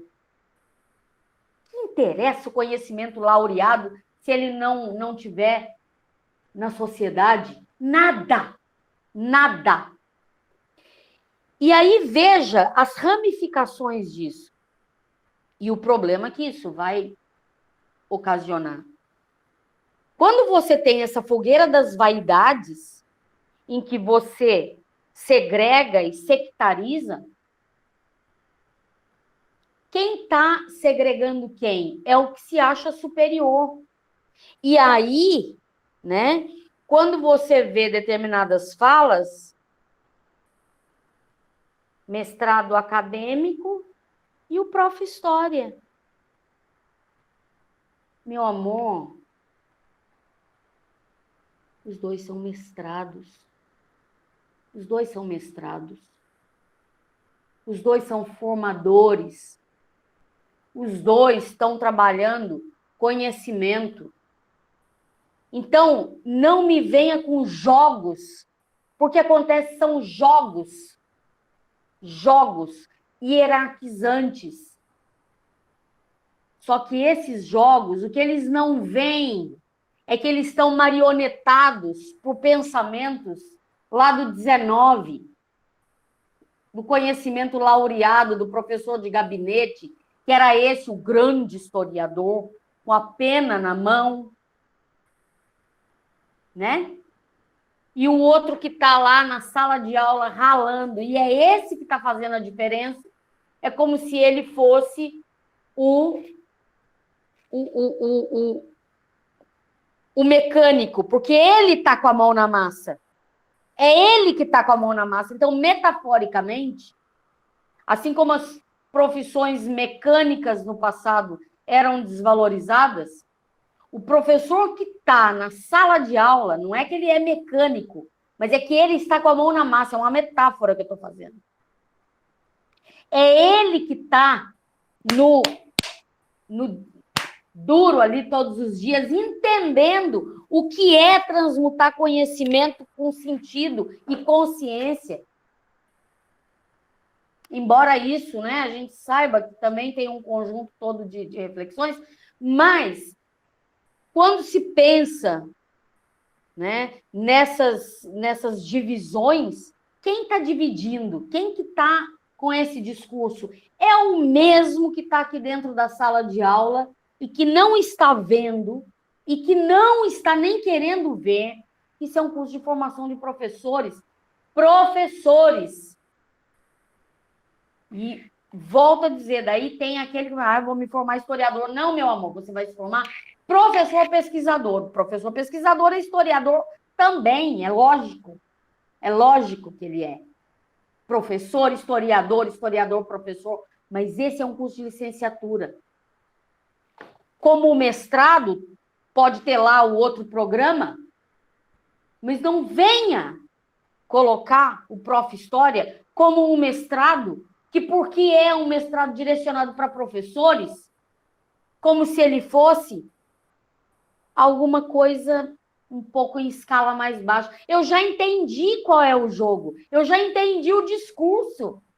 O discurso é velado, é cotidiano, é a boca pequena, e ele está. E é ele que a gente já conseguiu identificar, como a gente já conseguiu identificar uma sala de aula que não resulta quando se está falando de formação de professores. Então, que caiam as máscaras agora. Vamos fazer, né, como o Marcelo falou, vamos botar a boca no mundo. E eu tenho que também estar nisso. Marise, onde é que você vai? Qual é o evento que você vai apresentar um trabalho que você vai botar essa questão em cima da mesa? Qual é o artigo que você vai publicar que você vai fazer essa provocação? Vai ter que enfiar o dedo na ferida. Porque é isso que a gente faz o tempo todo. Então, chega de vitrine. é quebrar vitrine. Eu ando mesmo já há um tempo muito incomodada com gente que vai para a praça com bandeiras e a quatro paredes faz outra coisa. A bem dizer, eu estou falando mesmo do lugar onde eu estou. Quando eu ouço um professor falar, não dou aula para evangélicos, a gente tem compromisso social, meu caro. E entender a complexidade do Brasil é entender que eu vou ter mineiro candomblessista, umbandista, ateu, Assembleia de Deus, Universal, Batista, Católico, tudo junto e misturado numa mesma sala. Numa mesma sala. Né? Em que eu vou ter filho do sindicalista, o filho da empregada doméstica, da professora, do filósofo, do pescador, né? Em que eu vou ter esquerda e direita na mesma sala, e eu vou fazer o quê? Eu tenho que ter a clareza do que eu estou fazendo aqui, né? Como o professor Aziz Absaber, né? Grande geógrafo brasileiro, professor, grande professor. Tá vendo como é que isso tá? Grande geógrafo, grande professor e geógrafo. Aziz Nassib Absaber. Ele tem uma frase que ele dizia assim: quem não tem ideais de justiça social é um pulha da história. Essa frase, ela me marcou muito. O que é que nós estamos fazendo em sala de aula? Né? Eu dentro da sala de aula da graduação, da pós-graduação, vocês dentro da sala de aula da pós-graduação e dentro da sala de aula da escola, do ensino fundamental, do ensino médio, do EJA, quilombola, assentamento indígena. O que nós estamos fazendo? O que nós queremos? Para mim, é essa clareza. E desconstruir essas vitrines de IHGB, que tem muitos por aí ainda, travestidos de libertários, mas que estão com esse discurso no gabinete, né? Que torcem o nariz, por exemplo, para o Prof. História, que torcem o nariz para o Parform, que acham que aplicar uma metodologia ativa vai resultar. Então, olha, mas quando eu digo para vocês que eu desejo muito vê-los, desejo mesmo, muito vê-los na universidade, viu, Mônica? É porque eu quero que um dia a universidade tenha professores com a cabeça e o compromisso, a clareza, o entendimento que vocês já demonstram ter. Olha o nível desse debate aqui, gente. Olha as coisas que vocês trazem em cada apresentação que vocês fazem. Eu fico vendo, quando eu estava no mestrado, eu não tinha nem um terço da clareza que vocês têm. Professora, Por isso tem que continuar, né? Sim, Gleiciane, vai lá, minha querida, porque senão eu não vou parar, eu tô aqui, sentei no divã. Professora, pegando tudo que já foi falado, que você falou aqui, a gente sempre toca nisso. Marcelo falou agora na aula de Inácio, um dia desse, que era importante a gente organizar para produzir, né? E aí você sempre fala sobre isso. Quer dizer, essas discussões, esses debates, por mais que a gente viva assim correndo, que a gente não tenha tempo para produzir, né? Mas que a gente sente um pouquinho e tente construir, pelo menos em conjunto, né? Toda a equipe, todo o grupo, cada um contribuindo com o que pode, com o tempo que tem, para essas discussões não morrerem aqui, né? Não morrerem aqui nessa sala de aula virtual, na UFMA em si, no mestrado. A questão da hierarquização do ensino de história e da hierarquização do ensino mesmo de forma geral, a gente pode ver que ela perpassa por muita coisa, ela não perpassa, ela vem, como você falou, como o Gilmário falou, tem na UFMA, quando vê que é do fundamental e é do médio, eu, como professora do fundamental e do médio há muito tempo, eu vejo isso também, existe, né? Tu é professora de quê? Como se a educação infantil fosse menos importante, onde, na verdade, é a base, né, para tudo. E também, professor, eu vejo que não é só... Eu coloquei aqui, anotei aqui, a hierarquização, ela perpassa por a gente se reconhecer também, o reconhecimento dos outros e a gente também se reconhecer, né, o autorreconhecimento, que a gente é capaz, que a gente tem um papel importante, não se deixar diminuir por ninguém, que existe muito isso, não só na UFMA, não, mas também na sala de aula que a gente trabalha. Eu já ouvi umas 3 ou 4 vezes, teu mestrado é profissional ou é acadêmico? É profissional. Ah, tá. Mas tu não vai para São Luís, não? Tu fica mais online, coisa online não presta. Eu já ouvi, assim, que aí eu tive que me posicionar, sabe? Que eu não vou falar aqui, mas eu tive que me posicionar, tive que falar.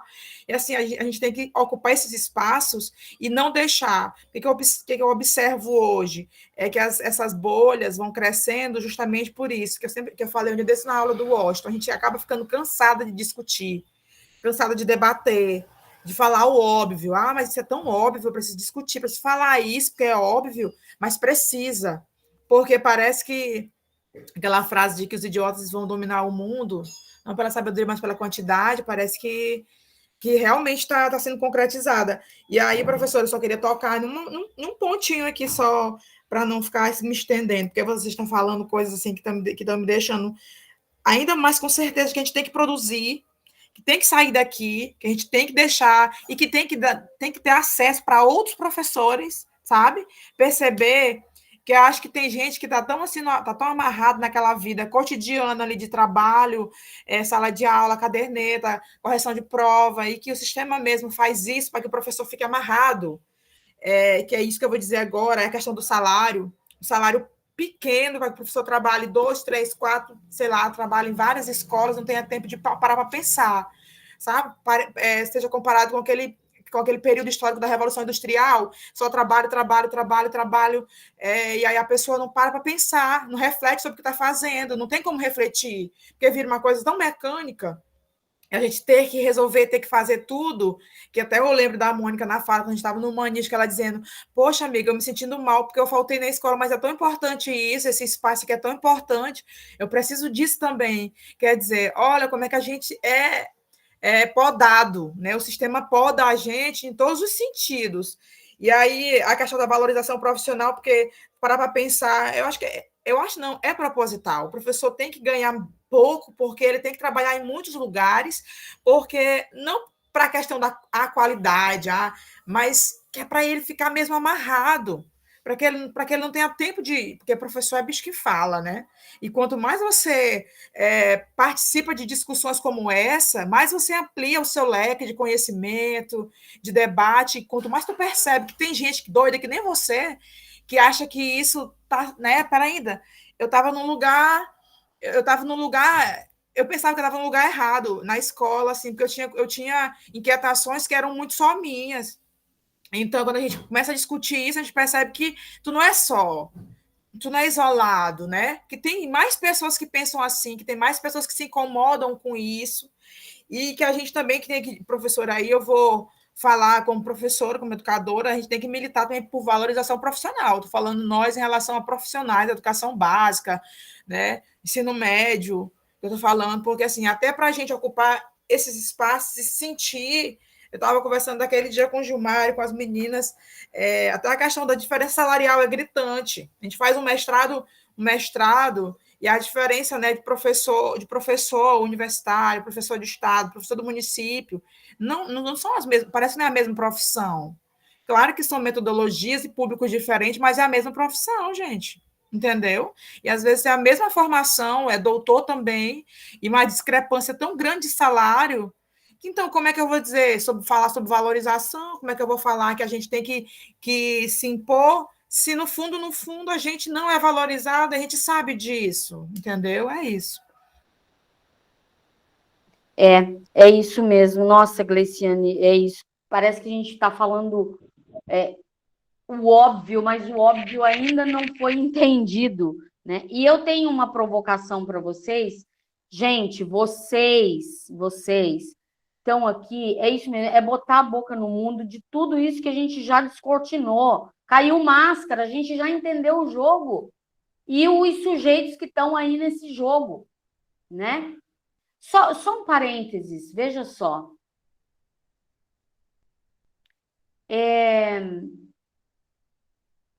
Eu dei aula 1 ano ou 2 anos, sei lá, já não me lembro. No PPGIs, né? No PPGIs. Eu orientei a primeira dissertação que foi defendida no PPGIs, eu orientei.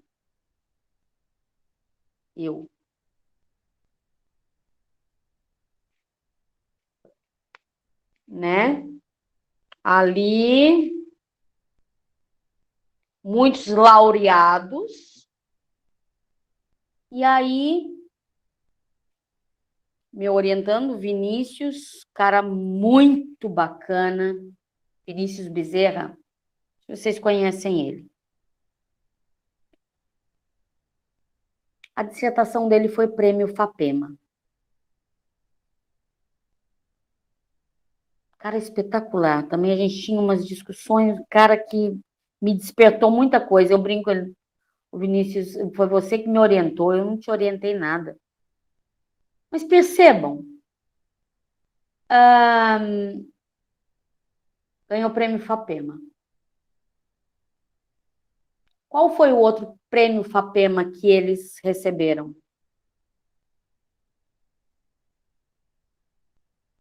Nenhum.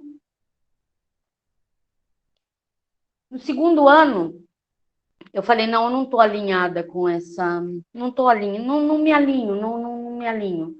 Sigam, sejam felizes, muito sucesso, né? Formem pessoas maravilhosas, mas eu fico por aqui. Gente, eu não estou para vaidade, eu não estou para vitrine, eu não estou para nada dessas pataquadas, sabe? Não estou. Ou a coisa é verdadeira, ou para mim não rola. Não dá. E cada vez mais. E assim, é como eu falei a vocês, aconteceu junto, né? Aconteceu junto. A cadeira de metodologia do ensino de história vir para mim e logo em seguida o Prof. História. E vou dizer mesmo a vocês, numa reta final para me aposentar, eu consegui entender muita coisa que eu passei muito tempo para entender. E particularmente essa turma, né? Essa turma também tem me despertado muito. Vocês também têm me orientado muito, né? Vocês também têm me orientado muito. Então, muita coisa, se eu já estava quebrando, né, com o meu martelinho aqui e ali, eu garanto a vocês que eu tô com uma sede de pegar uma picareta e sair martelando todas as outras vitrines que eu já identifiquei, mas que eu ainda não quebrei. Me aguardem, porque se a bicha era louca, agora ela vem mais louca do que nunca. E olha, vocês são cúmplices disso. E eu agradeço vocês, sabe? Agora, vou dizer mais. Vocês estão rindo? Eu quero... Gente, depois eu vou mostrar, eu faço questão de mostrar para vocês o programa de América Portuguesa. Porque eu quero que vocês deem opinião nesse programa de América Portuguesa para 2023.2. Eu vou compartilhar com vocês o esboço inicial e eu quero a mão de vocês, todos vocês, ali. Isso não, troca para ali, Vamos fazer uma sala de aula de América Portuguesa, como a gente está pensando aqui, de formação de professor, de verdade, né? Não é conversa fiada, não é vitrine. Chega. Agora, eu desafio a vocês uma coisa. É boca no trombone mesmo. É para arrebentar com a palhaçada. Na palhaçada não, porque palhaço é muito legal. É para arrebentar com as vitrines todas, com as hierarquizações todas, com as estigmatizações todas, com essas falinhas rasas. com esses laureados de plantão, que falam, mas não sabem o que é o chão da escola, né, Gilmari? É isso mesmo. Então, vocês aqui estão dando aulas, vocês estão pegando temas e vocês estão desenvolvendo. Não sei se da professora Thelma, não sei se desse módulo aqui que a gente está... Gente, peguem, isso é produção. Peguem isso, transformem num artigo, numa apresentação de evento, botem a cara no sol, botem a boca nesse trombone, provoquem, apontem, toquem o dedo nessa ferida. É isso. Nosso papel é esse. Mas eu volto a dizer, claro, para mim não tem diferença nenhuma, mas eu adoraria, juro que eu adoraria muito, daqui, sei lá, vocês vão terminar o mestrado, daqui mais 1 ano e meio, depois mais 4 de doutorado, sei lá, vamos colocar aí mais 8 anos. Mais 8 anos, eu adoraria saber que vocês estão indo para o departamento de História para formar professores, como deve ser, todo o meu respeito e reconhecimento, e não tem para mim diferença nenhuma, mas é porque eu estou muito incomodada com isso que está acontecendo aqui, e não é de hoje, é já, né?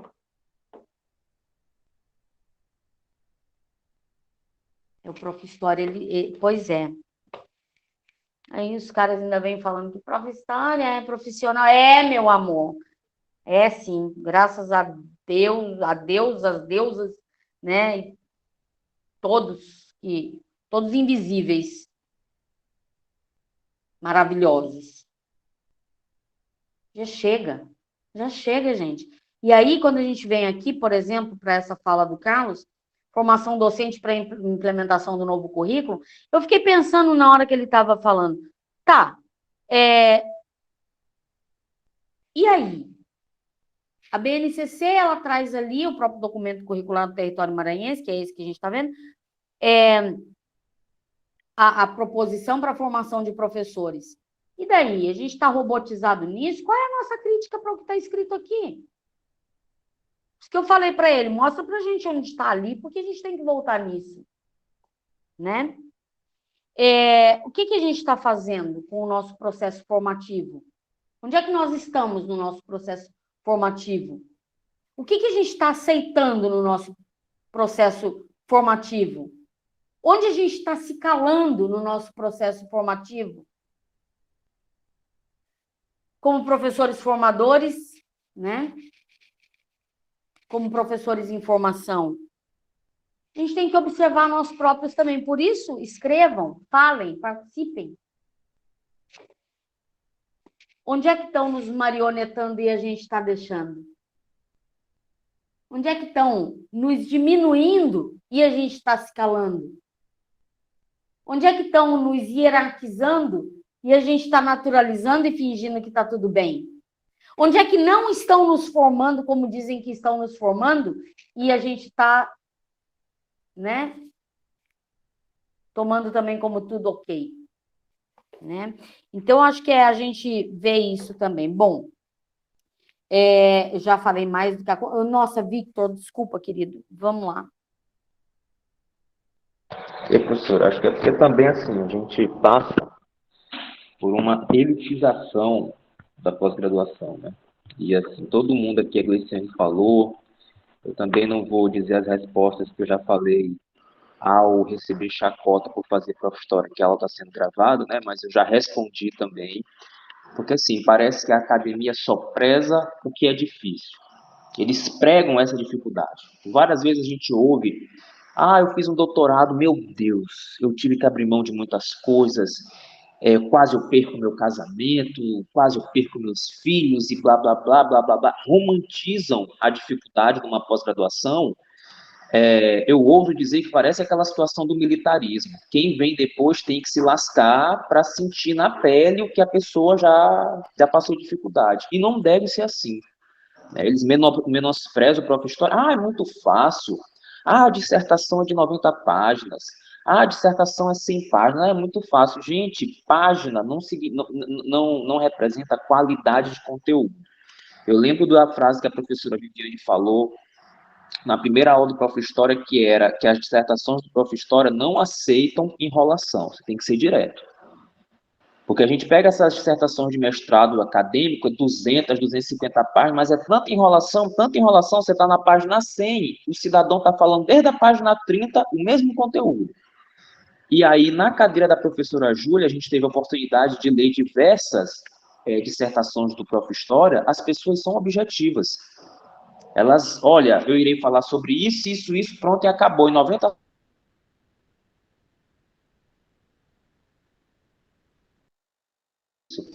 Aí entra o que o Gleiciane falou a respeito da diferença de professor do município, professor do estado, professor federal, né? Nós, municípios e estado, a gente acaba mesmo que sendo esnobado. E eu lembro de uma matéria que eu vi recentemente, não foi nem um professor, foi uma técnica do TJ que pediu licença para fazer mestrado, e o analista-chefe dela disse que técnico não tem de fazer mestrado, tem de trabalhar. Basicamente, parece que professores do município e do estado são assim, não precisa fazer mestrado, você tem só que chegar aqui, dar a sua aula, pronto e acabou. Mestrado e doutorado é para a gente da UFMA, da UEMA. E não é isso que acontece. O Agleiciane falou, nós também somos professores, a profissão é a mesma, apesar dos públicos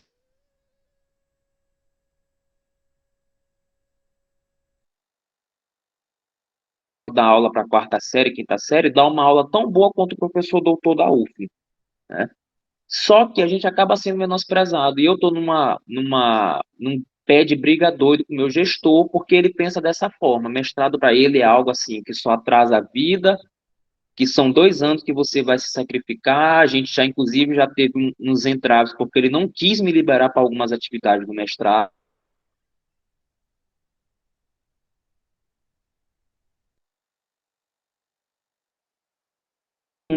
Se não for todo mundo, é 90% do bacharelado quer fazer um mestrado e um doutorado para ser professor. Eu vejo pela minha turma de direito, a gente vê gente que quer ser advogado, gente que quer magistratura, mas muita gente fala em ser professor. E não, eu vou seguir a carreira acadêmica, eu quero isso. Já na licenciatura, não. A pessoa ela quer seguir a carreira acadêmica para ser um pesquisador. Sala de aula, segundo plano. É o que eu já falei várias vezes. Parece que é uma utopia. A pessoa vai terminar o doutorado, vai abrir uma vaga na UFMA, ela vai entrar e vai ser lindamente professora. Não, não existe, né? A pessoa parece que ela já nasce entrando na faculdade. Ela não teve professor de primeira série. Todo o caminho pelo qual ela passou. Inclusive as cadeiras de prática pedagógica que ela teve na graduação. E a nossa briga no Prof. História é isso. É uma coisa que eu falo muito e tornarei a repetir. A gente está vendo a briga da sala de aula todos os dias na frente dos nossos olhos. Essa briga ela vai para a dissertação. Essa briga ela vai para uma tese. Por quê? Porque a gente vê essa realidade. A gente vê o caso que o Domingos trouxe em sala de aula, da SEDUC falando, não te envolve no problema dos teus alunos. A gente vê o caso do Marcelo, rodando o Maranhão todo no IEMA, vendo as problemáticas mais ali intrínsecas de uma instituição que só prega bondade. A gente ouve os relatos de Gilmar dizendo que já foi ameaçado de morte diversas vezes por aluno e nunca perdeu, né, o amor e a vontade da docência. E isso é a nossa prática. A gente não vive a fantasia do mestrado acadêmico de achar que qualquer teoria é aplicada à prática, porque não é. Às vezes a teoria ela só vive no campo teórico e pronto, né? E essa é a minha contribuição até o momento para a aula de hoje. Minha gente, é isso, que coisa boa, né? Que orgulho que a gente tem de se olhar no espelho, né? Que orgulho. Bom, vamos dar 15 minutinhos para uma água, um cafezinho e a gente volta às 10h30? Pode ser? Vamos, que nossa aula hoje está pegando fogo. Tranquilo. Tá pegando fogo, minha filha? Tá pegando fogo? Será que, olha, isso aí acho que já é a conjunção do que virada de Praça São Pedro, depois São Marçal, ontem o Inominável, pronto, né? Inelegível. juntou tudo e hoje É a gente verdade, isso é cá, mas importante. bom. Contribui muito essa parte aí. Mas é bom que a gente esteja mesmo com fome e sede. Bora, que é isso, aqui não tem brincadeira, não. Bom, 10h30 voltamos, certo?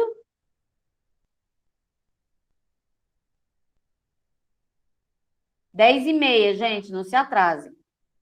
Tudo bom, tudo certo.